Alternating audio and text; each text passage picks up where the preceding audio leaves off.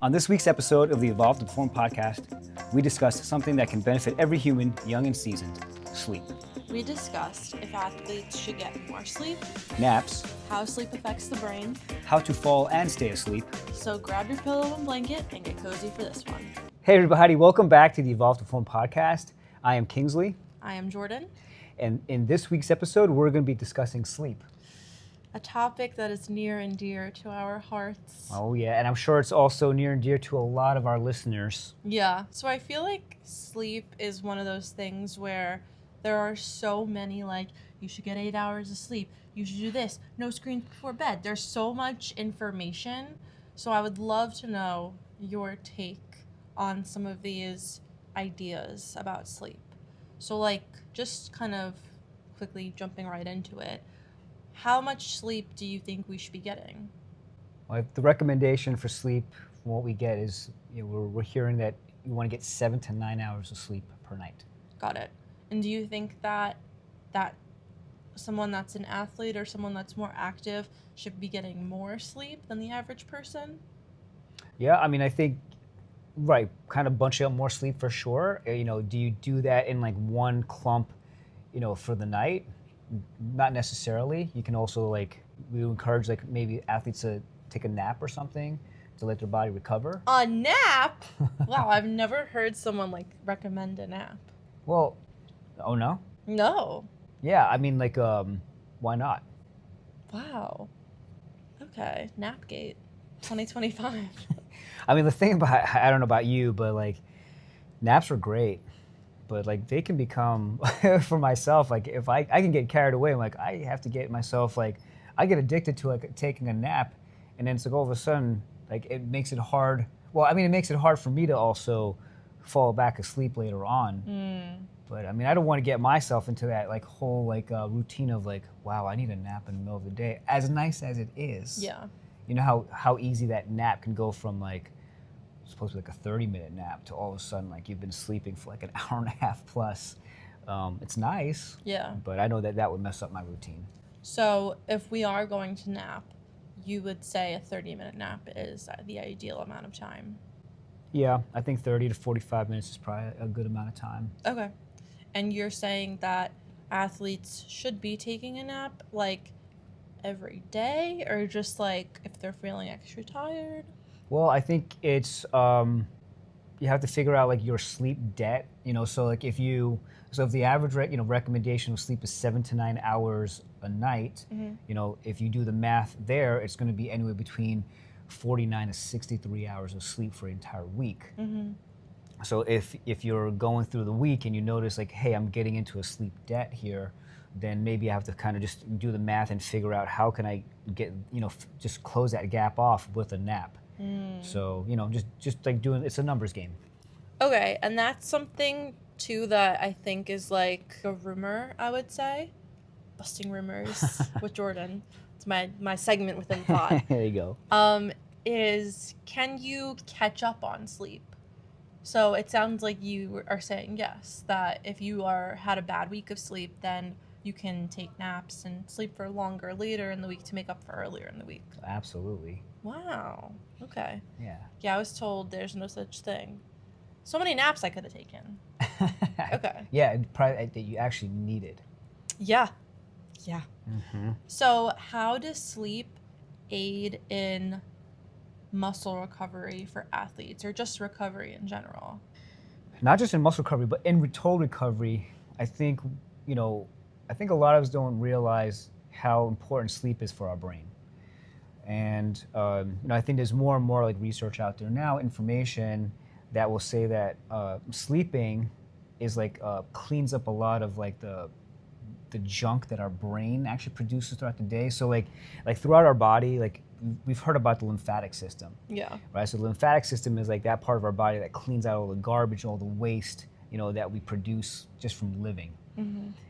The brain has a separate compartment there too, where the brain's lymphatic system is the adequate amount of sleep, because if we don't get enough sleep, our brains, with that, it was we're finding out that maybe we're more prone to developing dementia, Alzheimer's, brain related stuff, but not without getting enough sleep. So now sleeping is known as the lymphatic system for the brain itself.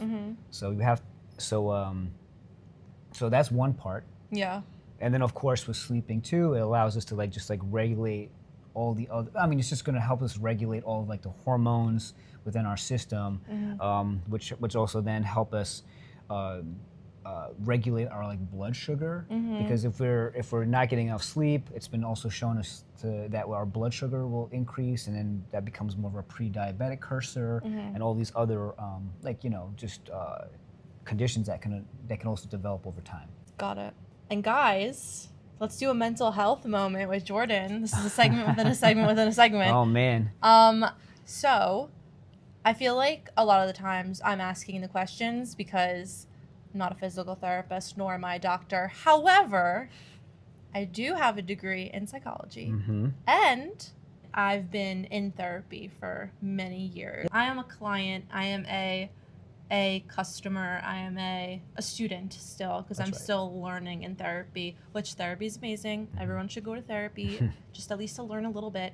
And I have learned so much about sleep and how sleep really impacts anxiety, OCD, depression, and spoiler alert, if you don't sleep, it just makes those things worse.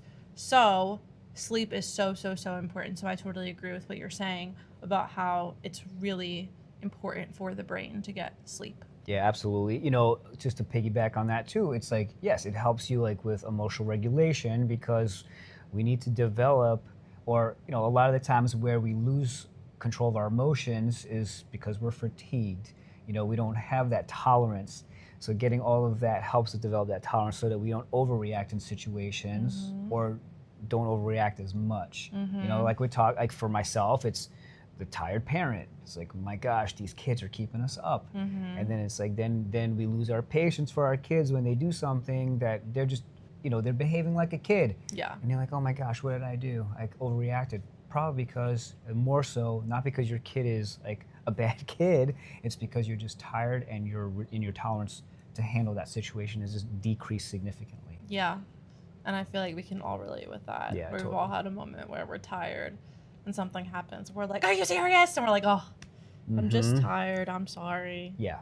Yeah, totally. So it's always better in those situations as well, because sometimes you don't get enough sleep, or you don't get quality sleep. So always to just be like, hey guys, I'm really tired today. Mom doesn't mean it. Or Miss Jordan doesn't mean it. Miss Jordan got no sleep. Leave Miss Jordan alone. No, just kidding. But yeah, it's hard sometimes to get sleep. So can we talk about it now? Sleep tips, or is there anything else you want to talk about before? Well, yeah, I'll just talk a little bit more too. What about injuries? Is there anything else you want to add? Wow. Is there anything else that you wanted to add? About wait, I feel like I have to, because it sounds like we're wrapping up the podcast. Yeah. Is there anything else that sleep or lack thereof will impact? Well, I mean, it also will impact your chance of developing an injury. So going back to the athlete, or going back to someone who's active, less sleep increases your chance for your body to break down. So that's something you want to just be mindful of. Okay. So So this is where we want to maybe talk to the teenager, the kid that's in middle school and high school, who's a serious athlete, playing on club teams, playing on the varsity teams. They have dreams to go to a higher level.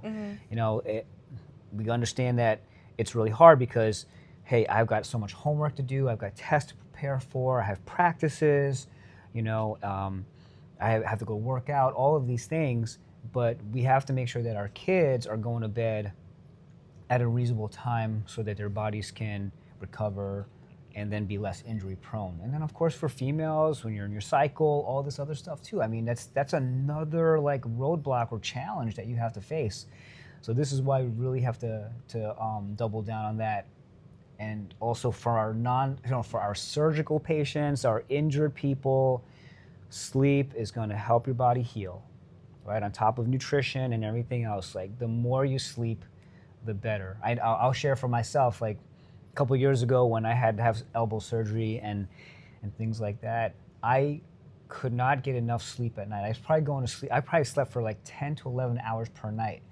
And I don't know, it was because I was just like, I think the more I sleep, I wake up the next morning like it's over, Yeah. kind of thing. Like maybe I'll just like, just have that Cinderella moment. Or is it Cinderella, Sleeping Beauty moment? Yeah. Where I'm just like, I'm sleeping forever, wake up, or, and it's that everything's healed. Yeah. But I don't know, for whatever reason, and because it's not like my activity level was increased, I was doing less activity, so it's not like I was burning off a lot of energy. Yeah. But I was like, I think my body just naturally felt like it needed that Yeah. to help like regenerate and heal. Yeah. From the surgery. Yeah, that definitely makes sense. And going back to what you were saying about like the teenagers and the teen athletes, it's hard. When I was a teenager in high school, I would be dancing after school until literally 11 p.m. Yeah. Come home, eat dinner, do my homework, shower until 3 a.m. and then get up at 6. So, and I don't know how I did that. I don't know how, and I'm sure there's other people out there that are doing something similar. I don't know how we're able to do that. I guess because we were young, but like it does catch up to you and you are more likely to get an injury. So slow it down. Take a rest. Do your homework. Yeah. And make sure you do get enough sleep because 3 hours is not enough. No, definitely not. And we also look at people, it's like they take it as like it's almost like a badge of honor, like to say, Yes. hey, I was able to do this and I was only on like 2 hours of sleep, 3 hours of sleep last night. I was up cramming for a test. I was up doing this stuff. I'm like, but that gets really expensive. The cost down the road can really add up there. Yeah. And we understand. And parents, like especially for again teenagers, it's not the most exciting thing to talk about. But you have to kind of double down on that and really get them to understand that. And so how do we do that? You can also model it for them, and do your best there because they'll follow you, with your examples as much as they can, but. Yeah, let's reverse the curse and let's make it cool to get more sleep, not less sleep. Because I agree with you. People are like, I only got 2 hours last night. Yeah. And you're like, why did we do that? Yeah. So last night I got 7.5. How many did you get? I didn't track it. I didn't check my Whoop yet, but I don't know. I'm gonna say less than 7. So I didn't do a good job. So I'm running on a sleep debt this week. Dang, you gotta catch up. I do. So that's actually one more thing I want to talk about before we get into the rest of what we want to talk about. Yeah. Do you think that sleep trackers are beneficial? I think they are beneficial. Mm-hmm. Just more so from like they keep you accountable. Yeah. So it also depends. You have to know yourself because I also know other friends and colleagues who will say like, okay, yes, I have my sleeping information, my sleep tracking information, but like now it's just making me crazy. It's making me so crazy where I become like obsesses over this, or now like it's telling me I didn't get enough sleep, and now it's like causing me more anxiety and stress. So I think they're good because it gives you an idea of like, this is what well rested is supposed to feel like. Yeah. And then I know that I can push myself to a certain limit. It's just kind of definitely getting that feel. But I like it because it does keep me accountable. Mm-hmm. It does track my sleep debt mostly, so I know if I need to try to do get a little bit more in at the end of the week. Yeah.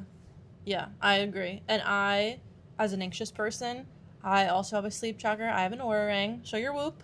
There we go. We'll do a whole other episode on like devices for health tracking. Absolutely. But as an anxious person, I have actually found it helpful because like you're saying, like sometimes I'm like, oh, I'm so tired today. And then I check my app and I'm like, oh, only got 5 hours last night. Mm-hmm. That's why. Mm-hmm. Or it'll tell me like, oh, you technically slept for like 6 hours, but you weren't in REM sleep for very long. Mm-hmm. You didn't have a lot of deep sleep, which I don't know how the heck it knows that. But yeah, it's been more helpful to me than hurtful. So definitely using your intuition and knowing about yourself and what you think will be helpful is always the right answer. Yeah. Yeah. All right. So let's get into these sleep tips. Okay. Well, yeah, right. So we're talking about these sleep tips. Sorry. Well, we're talking about these sleep tips because I think a majority of us struggle with, not necessarily falling asleep, Yeah. but staying asleep. What? Who has trouble with that? Well, do you? Well, do you? I have trouble with all of it. All right. Right. So so some of the tips that we want to discuss here, for someone like you who might have a hard time falling asleep first is, what are the, it's like, are you getting like early sunlight exposure? Okay. I'm going to say Kingsley's favorite 2 words, Mel Robbins. That's one of her things, is to like get outside right away just so you can get sunlight in your eyes. Yeah. For the circadian rhythm. Yes, exactly. So so that kicks off your natural circadian rhythm. So getting up, making sure that you're getting the sunlight into your eyes, hitting the retina, all of that stuff. Yeah. How long do you have to be outside for that to happen? Well, it's just like, I think recommended like, at least like 15 minutes. Oh, okay. 15 minutes of just starting with that. Got it. Getting some sun exposure, but just kind of kicking it off that way. And I might be off a little bit with the timing, but the key is just to get out there and get some sunlight into your eyeballs. Okay. Okay. So first thing is that. So that also kind of it's going to keep you accountable for getting up at a reasonable time in the morning. Okay. Well, what's reasonable? Well, reasonable, I guess, just wherever you can. I don't know. I don't have a certain time there. Everybody has everybody's a certain time, but I'm just saying, get up and get that sunlight into your eyes. Okay. Okay, that's going to kick off your circadian rhythm. Okay. Also, not sexy stuff, but what's your routine before bed? It's like, what does your routine look like? And so most of the times you probably hear someone, I don't have a routine, right? My schedule's so off. And I can understand that. Busy lives, just like you said, so if it's something with like school, dance, work, whatever else, parental responsibilities, dropping off kids here, practices here, doing all of this. But what kind of routine can you get yourself into? So if it's, for me, it's like I put on my blue light lenses, my blue light blocking like lenses there. So for me, like, yes, I have the lenses that block out the blue light that comes off my TV, off of my phone. And that also is going to help me with like my melatonin production. But for me now, just even the fact that I feel the frames of the glasses on my face already triggers me. You Pavloved yourself. Exactly. I have conditioned myself already to feel that, but it is a routine. So is it getting your blue light blocking lenses on? Is it also getting like your cup of tea or something like that to also trigger that? It is. So you're creating this Pavlovian response, right, to condition yourself to sleep. Yeah. So getting into routine is another thing, right? And then to even like scale more, I know I just mentioned blue light lenses pretty early on, but it's like that's one thing. It's like the lighting of your environment. So if you're home, if you're able to turn the lights down, if you have a dimmer switch, turn that down, or if you have something that can mimic candlelight. Yeah. Okay. That also is helpful, because it's like that's like our body's natural way of feeling, again, that circadian rhythm, like back in the day when we were like farmers and stuff like that, or if you're Amish, right? Like you rise when the sun rises, daylight, and then you start to wind down when the sun starts to go down. So it's like that. It's like that natural lighting. You want to mimic that in your environment if you can. Yeah. When the rooster crows. That's right. And they have alarm clocks too. Did you know that, especially in the wintertime when it's like dark for a million hours a day, it reenacts the sunrise? Yes. Isn't that cool? Yeah. I used to have one. It was actually very helpful. I think there's one, I heard the brand, I think it's called Hatch or something like that. Yes, Hatch. Yeah, that's pretty cool. It's a great idea. Yeah. And we'll talk about that mechanism a little bit more too. Okay. With the lighting and how that helps. So in terms of like falling asleep then too, we're still on like tips to fall asleep. Yeah. Another thing to add in is maybe get into a routine of a breath practice, or maybe like some soft tissue work, like rolling on a massage ball, a foam roller. Okay, all of these things to boost like the parasympathetic response in our body. What's the parasympathetic response, really quick? Well, we have the two different ones: the sympathetic and the parasympathetic. The sympathetic is the a fight response. That's where it kind of gets us amped up. Yeah. All right, so it's like that loud music. Dun, dun, dun, dun, Right. dun, dun, dun, dun, There you dun, go, dun. boom, right? Yeah, so Fisher radio, right? Fisher radio. Kind of gets you amped up. Or just something that kind of gets you ready for like the big game or whatever. Yeah. So that's the sympathetic system. The parasympathetic system is the opposite. So everything that helps us wind down. So in the fitness space or the fitness world, we'll call that down regulation. Right? So how can we start to bring ourselves down and like soothe ourselves? Adele radio. Adele radio, there you go. Yeah, what other radio can we think of? Hosier. Hosier? Yeah. Okay, that works. Louis Armstrong radio. There we go, right? So cool, right? So Jordan's giving you some nice like examples of something just to kind of down regulate, and that helps us like slow our bodies down, get ourselves to calm down. So down regulation is the breathing. It's more of like the box breathing, or What's even box breathing, really quick? well, so it's just like, you know, general guideline for box breathing is like 4 seconds in, right? 4 second hold, and then like a 4 to 8 second exhale if you want to do that. Okay. Yeah, but generally we're looking at, you know, breathing in. Your inhale is going to be, well, your exhale is going to be twice as long as your inhale. Type of thing. So that helps with like some of the down regulation piece. So it's good if you just like are able to either lay on your back on the floor or lay yourself in your bed and start doing those things. Also, another part of the down regulation piece is just using a foam roller, using a massage ball, using something to just kind of, you know, just unwind some of the knots and tension in your muscles. Yeah. You know, so feeling it anywhere. Popular spots are going to be, you know, upper back. Yeah. That's a really great way to start to get that process of like turning on your off switch, okay, in your body, you know, base of the, you know, back of the neck, right? Really like releasing all of that tension, but just you can find it anywhere. So if you've been active and your calves are tight, it'd be amazing what will happen. Like you'd be surprised what will happen there if you just start to roll out your calves a little bit, you know, roll out some of like those muscles there that just been working so hard, you know, throughout the day. So it's like your way of actually saying to you, like, thank you for working for me. You know, and then just like releasing that tension. Yeah. Okay. So those are some practices that you can also help you to fall asleep. That's so sweet. Like, we really don't realize how much our body does for us. Right. We should say thank you to our bodies more often. Yeah. Yes. And what about gut smash? Well, yeah. I mean, for sure.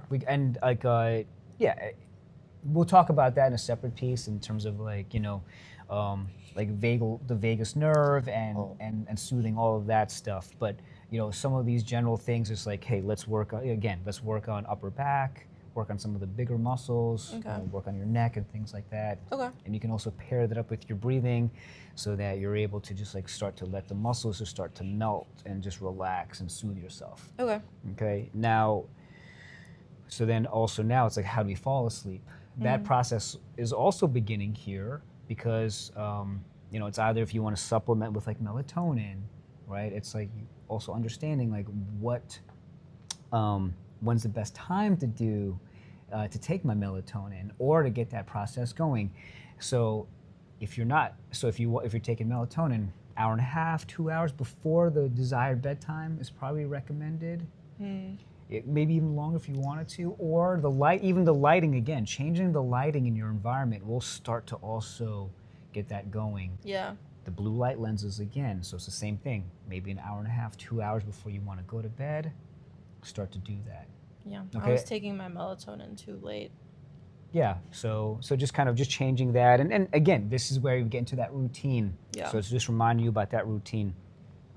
If you don't want to use your blue light, you know, if you want to find some other ways too, stop watching TV, stop looking at your phone, because those screens emit the blue light. Yeah. So maybe say, hey, instead of like going on looking at that stuff, looking at Instagram, watching Netflix, read a book. Yeah. When we go on social media and things like that too, we actually are going into that sympathetic system because it's like we're hunting for information, whether or not we believe it. It's like we're hunting for entertainment, we're hunting for the next laugh, we're hunting, or we're just like, if there's a hunting response there, so it elevates you a little bit there. Yeah. Okay. You're shopping, you're hunting to buy something. Yeah. So yes, so like getting away from your device is a good idea. And and we can't do it all the time. Yeah. But we want to try to do that. Yeah. Okay, so now we talked about a little bit of, okay, how to fall asleep a little bit better. How do we stay asleep? Is now we're kind of in between here. So other factors. Is your room temperature, the temperature of your space appropriate? What's appropriate? What's appropriate? I mean, the ranges are different, but I think like if you're looking at anywhere between like 65, I don't know how you are, but I sleep hot. So Same. So like 65 degrees for me is good. Maybe going up to like 68, 69. You want to create like a cool environment because the cooling environment actually helps you stay asleep. Okay, so make sure that the place is cool enough. The second thing is also, or the next thing is also making sure that your space is dark enough. So if there are like lights that come off of like your I don't know, like you have like these little red lights on your TV, cover it up, black out the room, black out the environment. So if you're like a Nest thermostat, it's like the light from the thermostat, or I don't know, like the night light, obviously. In my space, I have one of these network extenders for my Wi-Fi. I'm like, I have to block that out. All these little lights that pop up. So blackout shades, anything like that. And if you can't control that, then get an eye mask. Yeah. I was just gonna ask Yeah. how you feel about an eye mask. I love an eye mask because like even if like our bodies are so sensitive just to picking up light. Yeah. So like anything that can turn on, so our phone, if we can keep it out of our room, or like out of arm's reach, let's do that. Turn off your notifications. If you can't do that, turn the screen face down, because we're so sensitive to it. Okay, even if we have our eye mask on, and the screen is facing up, and we get notified in the middle of the night, even no noise, the rest of our body can still feel that light. Our spidey senses right? tingle. Yeah, Peter tingle, right? Yeah. So it's like that happens. So if you can do that, keep your device out of your room, or at least, try to black out your environment as much as possible. Yeah. With that. Okay. Okay. I think and so those are some of the best ways to help you, stay asleep, because from a mechanism standpoint too, and like we're kind of going back to like that Hatch alarm clock, is that there we go again. It's like our bodies are so sensitive, and that's why as the light increases, our bodies can feel it, and that's why that's like a nice way for us to wake up without this like jarring, obnoxious alarm. Yeah. Yeah, for sure. And it's the same thing too with like the temperature of the room. The reason most of the times why we wake up is because our body actually starts to warm up. So if the room starts to warm up and our environment starts to warm up, then that's what will also wake us up too. So like these are all we really covered a lot of the bases there for sleep. Very nice. Yeah, look, we understand, it's a lot of these tips here, it's a lot easier said than done, like most things. But it really does amount to just like trying your best to adhere to a routine, or at least create one that works for you. It's not cookie cutter, doesn't work for everybody. But if there's like some of these tips here that we gave you, or some things that you haven't been implementing, then just try adding one and try to stick with that for a week and see how that works for you. And then if that is something that's more productive than less productive, then maybe try to stack on another one. But we're really trying to just, encourage you to stack habits here. Not just with sleep, but with everything else that we talk about. It's like, let's just continue to stack them up, test them out, see what works for you. And I think that if you do that, then you really start to reap the rewards of these tips here. Definitely agree. So, where can they find you? Yeah, so that's really it, guys. So if there's anything else too, like we'll also like just add in some like really good sleep resources in our show notes, so that you can also follow and follow some really powerful sleep experts in this world, so that you have like just some more actionable items that you can follow. So where can they find you? All right, guys. As always, we appreciate your attention, and we will see you soon. Get a good night's sleep.